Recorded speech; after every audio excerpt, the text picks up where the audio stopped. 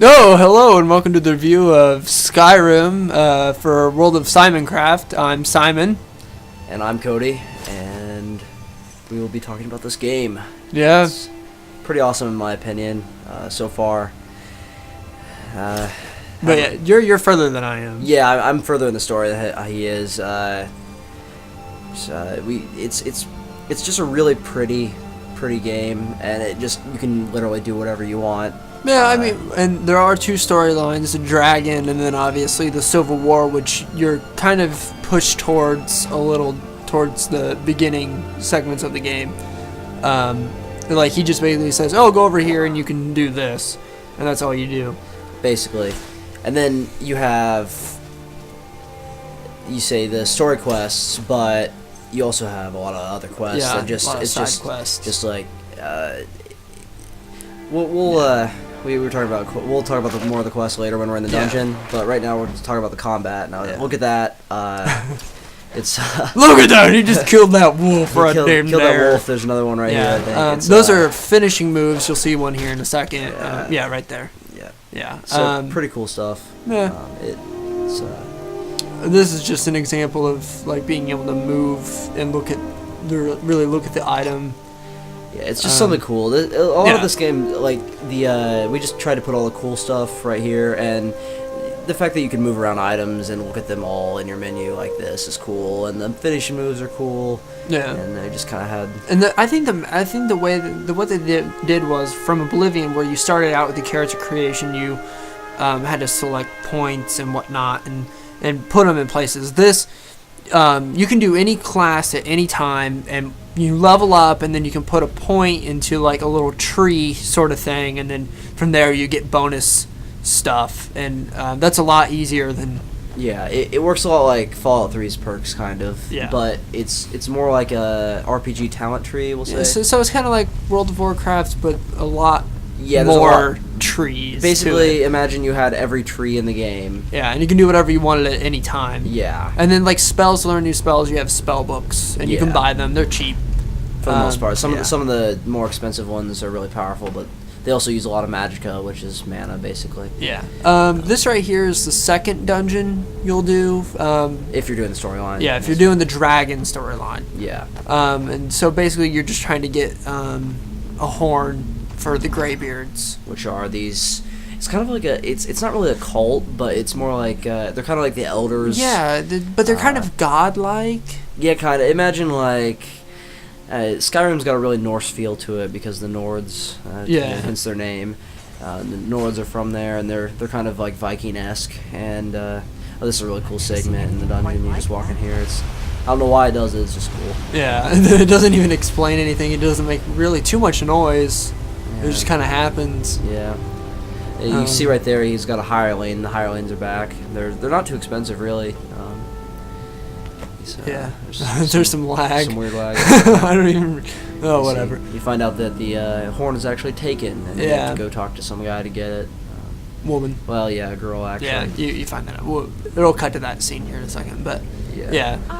But yeah, a lot of the combat is easier. The talents are easier, and I wouldn't say... Overall, this is a harder game than Oblivion. Well, yeah, no. Playing-wise is hard, but I mean, like, getting into, like... Getting into it is easier. Like, it's just, I click and it does this, or if I hold click, it does that. In Oblivion, you just kind of leveled up and it didn't really matter. In this game, you actually feel like it matters because... And it shows you, Exactly. And when you get into it, you actually get to choose which upgrade you get. You can choose between health, which is obvious what that does, magic, which is just more mana, and then stamina, which allows you to run longer or...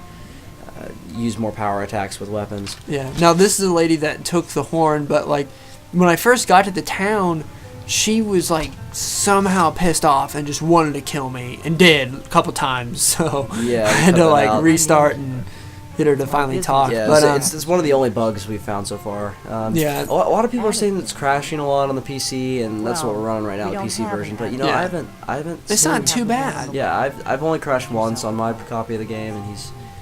And when I first got it, there was an issue with the sound being on a certain bit rate.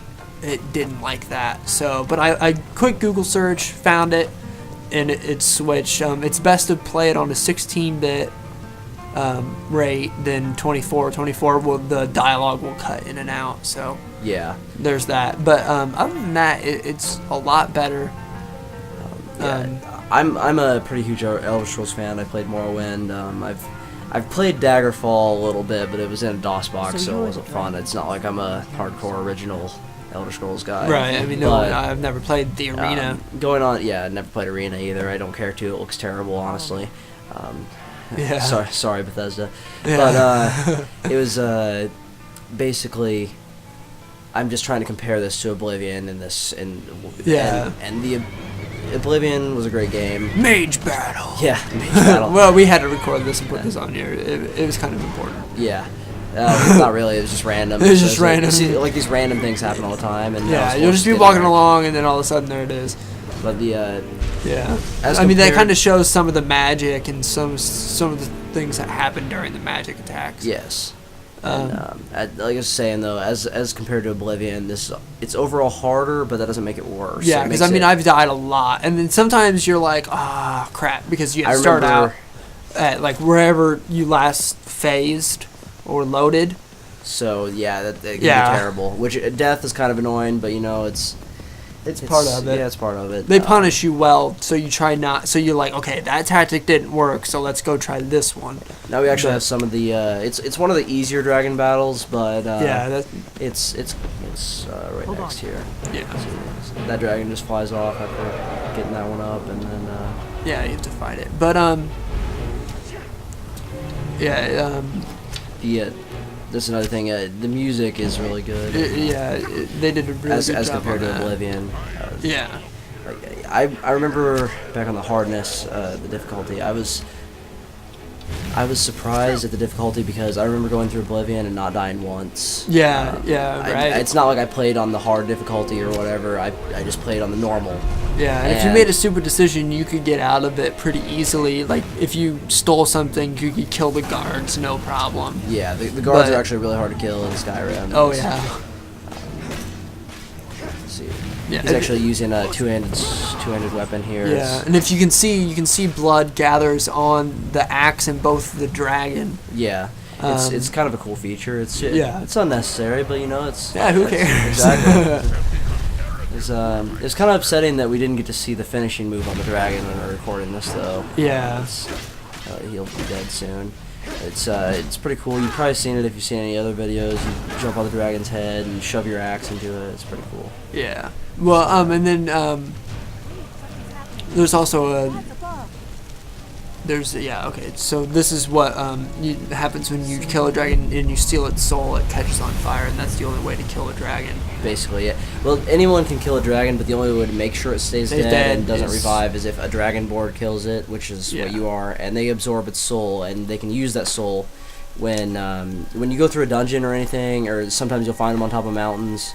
You find a dragon wall, and it has a word of power on it, and you earn that word of power, and you can't use it until you spend a dragon soul. Yeah, to which actually right here, these are some of them. The unrelenting force is the first one you learn, then whirlwind spirit, and then become eternal is what you get from the horn. Well, not necessarily though.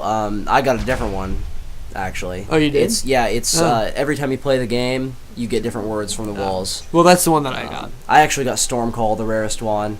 Which is cool. It's the coolest thing in the game, actually, in my opinion. It's just a shout that causes huge storm and strikes everyone with lightning.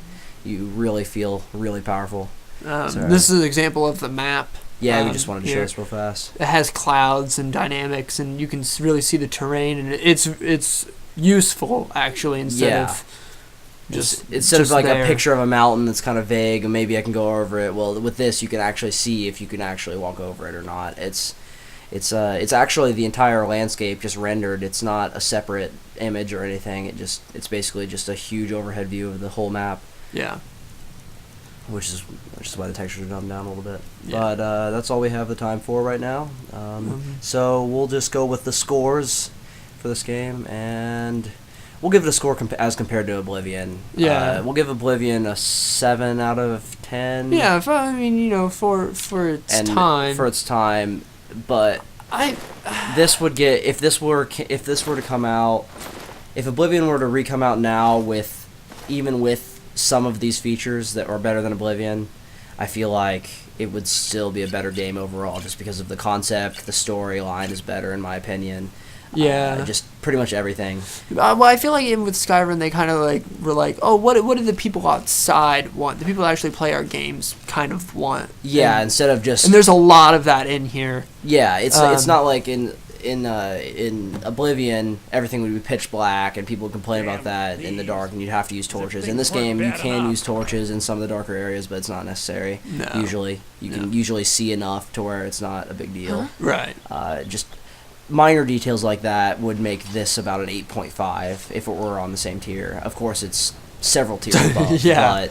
But you know, it's still. I mean, it's a 10, but it's like one of those 10s where you're like, I'm sure there's something. Exactly. Better. Well, there's always something better. Right. Yeah. I mean, whether it comes now or later. So yeah. I mean, I'd say graphic-wise, with like between the weather and terrain, that's a 10. Storylines a 10. But I mean, they're the walking. Well, I'm okay with the walking. It's okay, but I mean, just like some of the times you're just they made horses really expensive. And they're slow. I mean, they're faster than walking, but slow. Yeah, you can't really gallop. So there's a faster form of travel that requires you to kind of inconvenience yourself by being a werewolf. So, I haven't ran into a werewolf to become one. Well, it's actually a quest line, right? But you just drink the blood of a werewolf or something like that. I don't know. It's in the companion. Who knows? Yeah. All right. Well. But yeah, that's what we think about it. It's definitely a pickup. At least rent it if you're a fan of RPGs. Yeah, rent it first. For like a console, if you have one. Yeah. Basically, on the console, you're going to be running at about medium to medium high graphics. Yeah. But definitely it's going to be better on the PC. If you have a PC that can run it. Yeah. Yeah. Which I mean, the minimum settings for it. My friend is running it on a 5450 on high, and it's just fine. So if you know, that's a pretty old card. Yeah, so 5450s are old. ATI 5450, right? Yeah, so, yeah. And it calls for a recommended 4850 or higher. Yeah. So if you can run it on high on a 54 with barely any lag, I mean, obviously anything can run this. Yeah, it's not that demanding, honestly. I've actually looked at some of the things it pulls on. It actually pulls on your processor more than your video card, which is not a bad thing necessarily. It pulls on the video card for shadows and shaders and stuff like that, but it pulls on your processor more. Like, I have a decent processor, but when I'm playing this game, it uses about 40% of its power. Yeah. So which is higher than when I'm playing WoW or something like that, because that pulls mostly on the graphics card. Yeah. So, well, I have the game running right now. Let's see what I have an X6 processor. And I'm okay. So I'm recording, the game's running, and it's doing pretty good. Yeah. With an X6, and it only calls for dual core. Yeah. So I mean, you're gonna be fine. Yeah, you're gonna be fine with PC. Don't worry about processor. If your computer is within 2 years young, you will be able to run it at least on minimum. Yeah. There's no way you'll be able to not run it on minimum. Yeah. And like I said, with all the mods that'll come out later, it'll be so much better. Like some of the Oblivion mods were just awesome. Like dragons obviously weren't in Oblivion, but there's a mod that added dragons and you could ride them. So it's pretty cool. Yeah. Just more cool stuff like that just extends to the life of an already massive game that could take you well over 300 hours to see everything in it.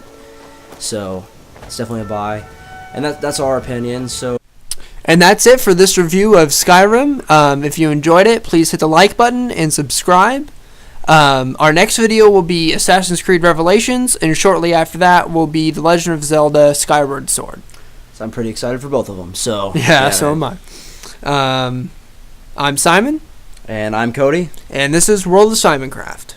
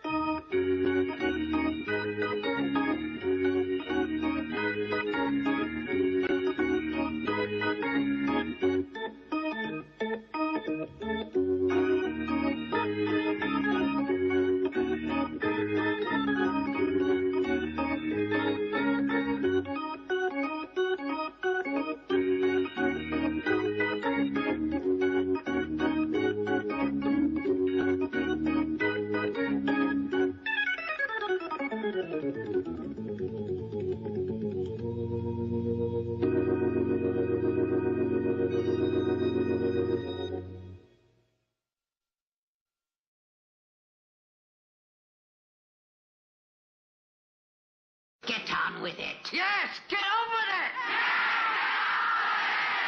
with it! With it!